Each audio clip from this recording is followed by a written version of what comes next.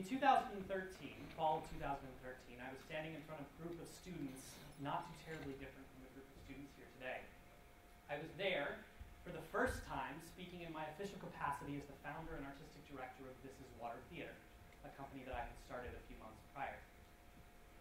I was there because I had been taught something as a theater artist.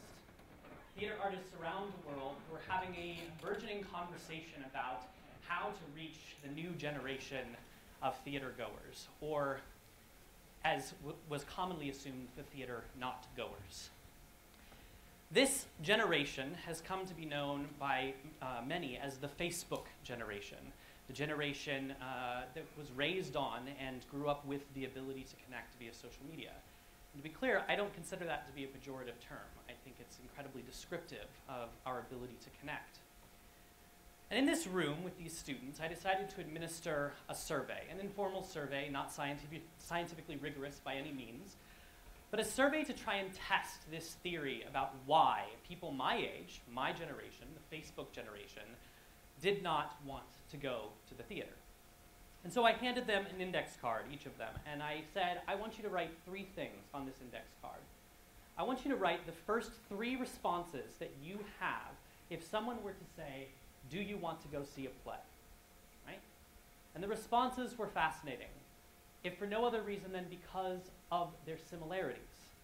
More often than not, the first response was a simple no. The second most common response was why?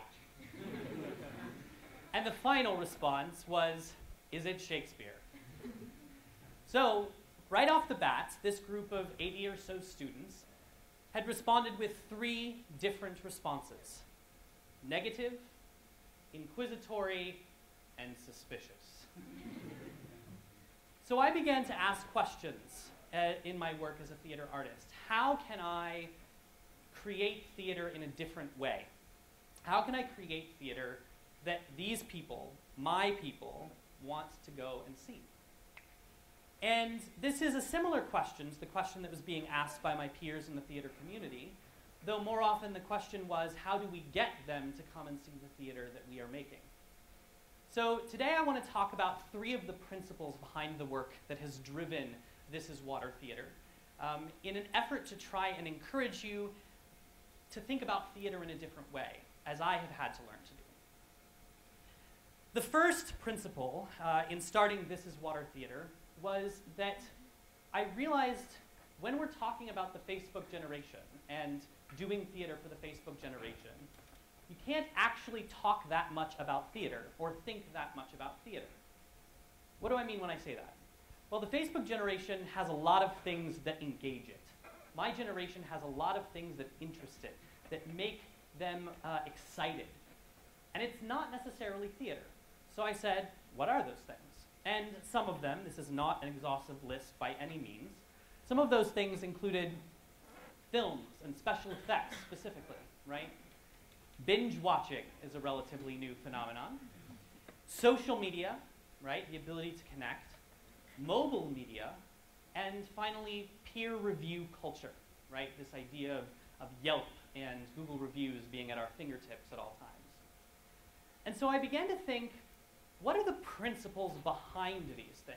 Why does my generation appreciate them? Well, film, special effects, it probably has something to do with the fact that it blends things that are not of our world, that we cannot experience in our daily lives, things that are created out of nothing, right? That are blended with the world that we know well, the things about our world that we know well. Right? Binge watching gives people the opportunity to engage with large amounts of story in a very short period of time, often in their underwear or pajamas. Right? Social media gives people the opportunity to connect from their homes, from anywhere that they are, with people all around the world. Mobile media gives people agency. It gives them the ability to determine how, when, where, why, and what they watch or take in. I can start something on my computer, I can start a Netflix show on my computer, finish it on my cell phone, and watch the sequel on my tablet, all in different places and at different times. And peer review culture gives us the ability to instantly share our thoughts about any particular service or experience within our community, and instantly hear about people's experiences with those things. So these principles then somehow have to get translated into the theatrical realm. How do we do that? Well, I began to think about this as we developed our first show, Going Dark, which I'm going to talk about a little bit. This was a play written by Elizabeth Keel, a sci-fi fantasy family drama involving invisible orb battles. And yes, that means that the actors conjured up and threw invisible orbs at each other. One of the most amazing things about that, though, was that our audience, a large majority of whom were people college and young professional age, people of the Facebook generation, were so taken in by these orbs that when the actors threw them in any direction resembling where the audience was sitting, people would flinch, right? Because all of a sudden these things that were not part of the world that they could see were coming into being in front of them, right? We were taking a principle behind special effects film and translating it to the stage. The other thing we tried to do was take agency, that principle behind mobile media, and give the audience the ability to determine how and where they wanted to watch the show. So we built a room, a see-through room with stud walls, and we took away the chairs for the majority of the audience, those who could stand. And we said, what happens if we don't worry about making everything visible from every angle like we often have to do in theater? What happens if instead we purposefully construct this show so that you can't see everything perfectly from every position? And then we give the audience the ability to move. We give the audience the ability to decide, do I want to see what's going on from a different perspective, and to make that choice and make that movement themselves, right? Totally different from something like this, where the audience sits and watches action that happens on stage. The audience is immobile, and the actors are mobile. What happens if we turn that philosophy on its head? So this is the first principle, right, that we talk about, is thinking about things other than theater, and figuring out how to boil them down to the principles that make them engaging to the current generation and transport them into the theatrical realm. The second principle that I use is a term called economic activation energy, right? And we have to figure out what that is, so I'm going to break that down. Economics is a field that has to do with trade-offs, right? It's not just money. We think about economic like meaning money, but it's not just money. It has to do with trade-offs. In other words, it determines when someone and why someone is willing to exchange one set of resources for something else, right? And the word that we use to determine how worthy something is of being exchanged for resources is economic utility, right? It possesses utility to the purchaser, right? Whether they use money to purchase it or not. Activation energy is a term that comes from chemistry, right? It's like that hump at the beginning of a chemical reaction. You have to put just enough energy in that it gets you over the hump, and then it settles into this kind of steady reaction that happens. And so I began to think about theater and getting my generation, the Facebook generation, into the theater as how do we get over that activation energy? What is in that hump, right, economically speaking? And I think about it in three types of risk. The first is financial risk. The second is social risk, and the third is what I'll call temporal risk, or opportunity cost is the more common phrase for it. So what are these risks, and how do we overcome them? Well, financial risk is pretty straightforward, right? We have to convince people that something is worth spending their money on it. Social risk is twofold. One, it's convincing people that, that what they are doing is socially acceptable, right? That they're not going to be ridiculed for going to see the theater. And at the same time, we have to mitigate the risk of being alone, right? Being separated during this experience. So we want to encourage people to bring friends, to make it a social experience for themselves. And then the final risk, temporal risk, is dealing with, right, people spending their time. When they come to the theater, they can't be doing something else, and we have to convince them that that is worth their time. So how do we do this? Well, with This Is Water, one of the ways that we've tried to mitigate financial risk is adhering to a strict pay-what-you-can structure. We have no set ticket costs.